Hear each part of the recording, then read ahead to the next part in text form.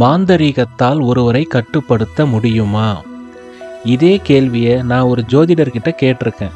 எங்களுக்குள்ள நடந்த உரையாடல் இதுதான். ஏங்க, இந்த பில்லி சூனியம் வசியம் இதெல்லாம் நிஜமா? நிஜம்தான். என்னங்க சொல்கிறீங்க?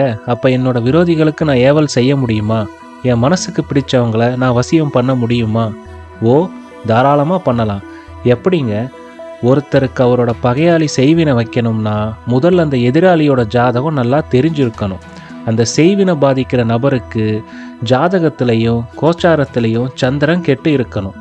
ஜாதகத்தில் சந்திரன் நீசமடைஞ்சு சனியோடு சேர்ந்து இருக்கணும். இல்லை சந்திர ராகுவோடு சேர்ந்து செவ்வாய்க்கு 6, 8, 12 வீடுகள்னு சொல்லப்படுற இடத்துல இருக்கணும். அவருக்கு குரு பார்வை மோசமாக இருக்கணும். சனி பார்வை நல்லா இருக்கக்கூடாது. அவருடைய மனைவிக்கோ இல்லை குழந்தைகளுக்கோ குருபலம் இருந்தால் கூட வைக்கிற ஏவல் பலிக்காது. அதே மாதிரி யோகா, பிராணாயாமம், தியானம் இந்த ப்ராக்டிஸ் எல்லாம் செய்கிறவங்க கிட்ட இந்த ஏவல், பில்லி, சூனியம் போன்ற அபிசார வித்தைகள் அவ்வளவா பலனளிக்காது. சரியா போச்சு, இதெல்லாம் கண்டுபிடிக்கிறதுக்குள்ளே அந்த ஆளுக்கு திசையே மாறிடுமே. அதுக்கு அவர் சிரிச்சுக்கிட்டே, அப்படியே நீ கண்டுபிடிச்சாலும் அவருடைய பிறந்த நேரம் தவறாக கணிக்கப்பட்டு அதன் மூலமாக ஜனன ஜாதகம் எழுதியிருந்தா ஒன்றும் பண்ண முடியாது அப்படின்னு சொன்னாருங்க. நானும் கிண்டலா, இப்போல்லாம் எந்த கடிகாரம் சரியாக வேலை செய்து சொல்லுங்க அப்படின்னு. அதுக்கு அவர், ஒரு குடும்பத்தில் கணவனும் மனைவியும் ஒரே ராசியில் இருந்தால் அவங்களுக்கு இந்த வசியம், ஏவல், செய்வினை ஓரளவுக்கு பலிக்க வாய்ப்பு இருக்குது. அவர் கடைசியாக ஒன்று சொன்னார்.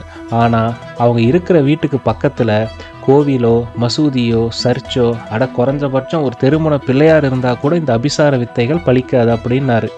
ஆக மொத்தம் நான் புரிஞ்சுக்கிட்டது என்னன்னா, நமக்கு வெளியிலேருந்து யாரும் ஒன்றும் செஞ்சிட முடியாது. நாமளே நம்ம வாழ்க்கையை கெடுத்துக்கிட்டாதான் உண்டு. அவர் கடைசியாக இன்னொன்று சொன்னார். இந்த ஏவல், செய்வினை எல்லாம் நீயா தேடி போய் ஒருத்தனுக்கு செய்ய வேண்டிய அவசியமே இல்லை. உன் பக்கம் உண்மையும் நியாயமும் இருந்தால் அவன் உன்னை ஏமாற்றும் போதே அவனுக்கான கர்ம வினை ஆரம்பிச்சிடும். எனக்கு தெரிஞ்சு இதுக்கு பரிகாரம் சொல்லப்படவே இல்லை அப்படின்னு சொன்னாருங்க. மாந்திரிகத்தால் ஒருத்தரை கட்டுப்படுத்த முடியும்னா இந்த ஹமாஸ் போராளிகள் மாந்திரிகத்தின் மூலமாக இஸ்ரேல் தலைவர்களை கட்டுப்படுத்தி இருக்கலாம். உக்ரைன் அதிபர் ரஷ்ய அதிபரை கட்டுப்படுத்தி இருக்கலாம். எத்தனையோ திரை பிரபலங்கள் விவாகரத்து செய்கிறாங்க, அவங்க ஒருத்தர் கட்டுப்படுத்தி இருக்கலாம். சரி, திரும்ப கேள்விக்கு வரங்க. மாந்திரிகத்தால் ஒருவரை கட்டுப்படுத்த முடியுமா? வாய்ப்பில்லை ராஜா.